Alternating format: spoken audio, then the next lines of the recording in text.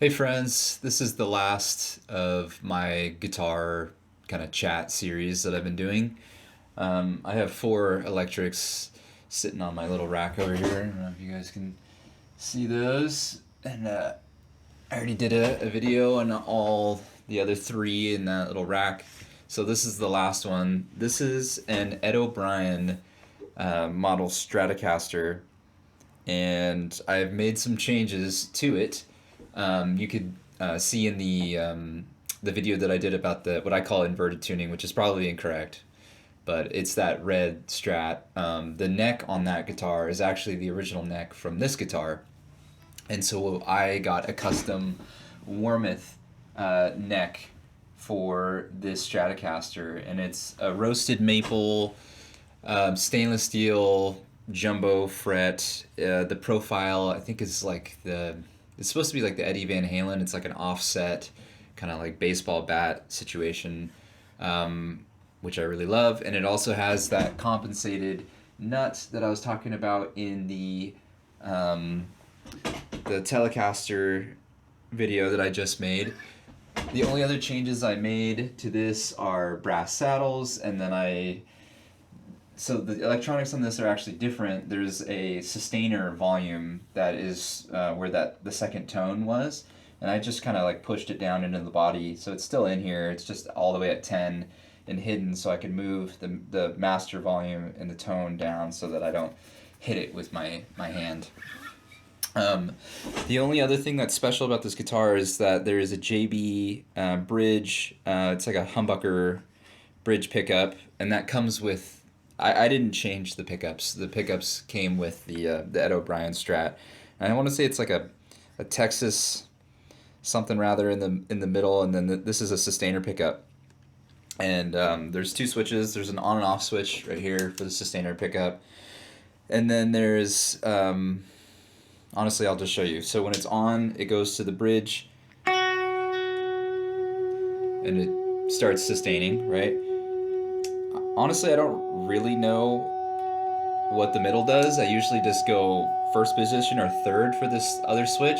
The third kicks it up an octave.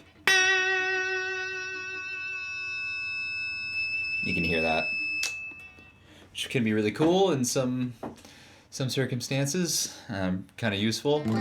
But I can get basically unlimited sustain with this guitar. That being said, when I originally got this guitar, it was good. It was a good guitar. I wasn't super blown away by it.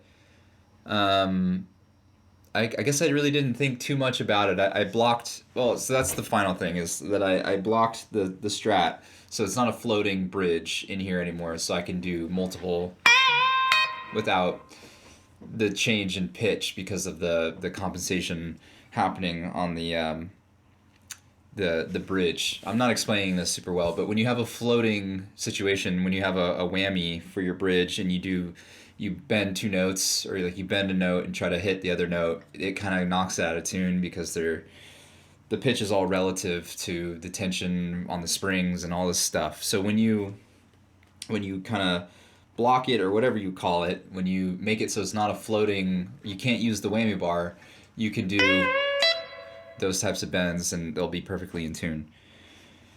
Where was I going with that? Oh, I was just saying that it was a good guitar, but it didn't blow me away. But when I got this Warmoth neck and I took it to a luthier who actually like dressed the frets and like really set it up, the guitar I got back was this is the most stable instrument I have ever played in terms of guitar. I can bend and play an entire show and it'll stay in tune like the entire time. I have never had good luck with a guitar. I have been playing for almost 20 years. Never once have I found an instrument that is as stable as this thing. I don't know if it's because I got the option with like the dual truss rod thing in it, because I have a compensated nut, because I have nicer tuners, these Godo tuners. I have no idea. I can't explain to you why, but and that's probably not even true. Maybe it's just a one-off because I got the exact same specs for the Telecaster neck. It just has a Telecaster headstock, but everything else on it is exactly the same specs, and it doesn't stay in tune nearly as well as this. So I don't know if I just lucked out, but this Strat is like my most favorite instrument ever. So with that being said, maybe I'll just, you know, play a little bit. Here's the neck pickup.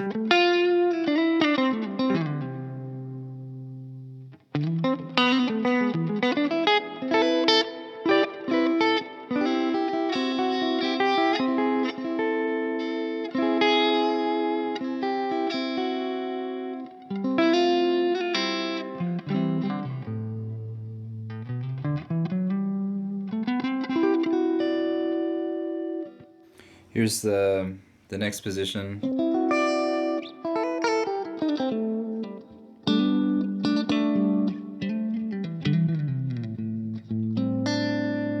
Here's the middle.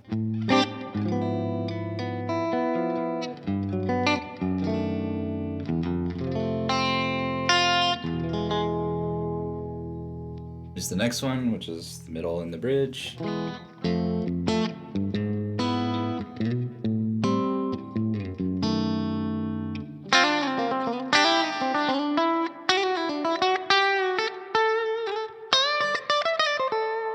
And here's the bridge.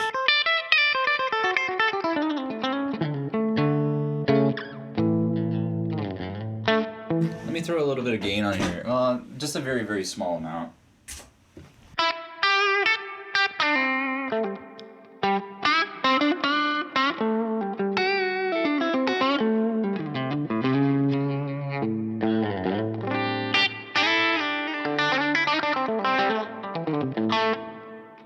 I gotta change the preset on my Helix to get more gain, but maybe I should do that real quick.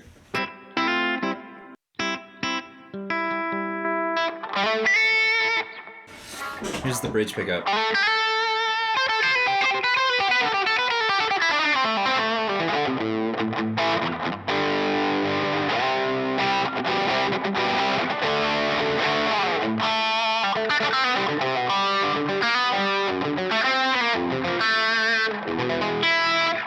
Here's the neck.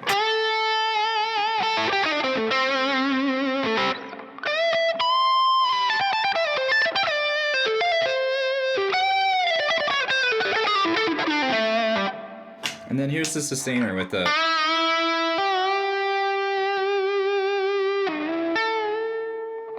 See, it doesn't do it every time. You have to like get it to start kind of like, how do I phrase this? It's like a rock rolling downhill. You have to kind of get it going for it to really start rolling and rolling and rolling.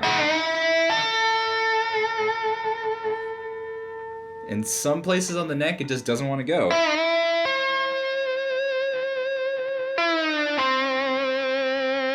And others, it just will go and go forever.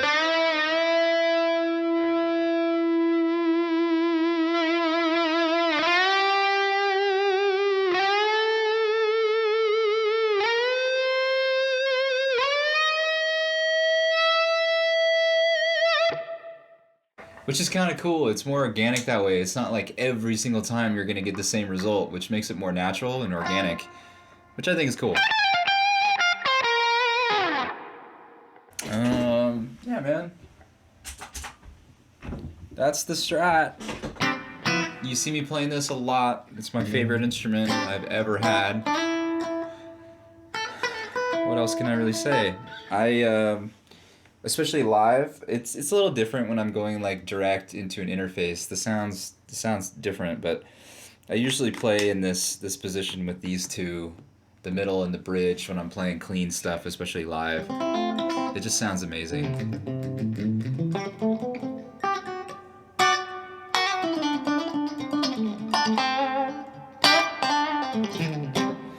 Alright, that's it. That's all my guitars. Warmoth neck. It just needs a little bit of setup and love from a luthier, but I can attest that they're freaking sweet. And I think getting something custom to what you want or what you think you want, it is a worthwhile investment. I sent it on this. I wasn't sure if I was gonna like it, and I am so glad that I did. So, good luck.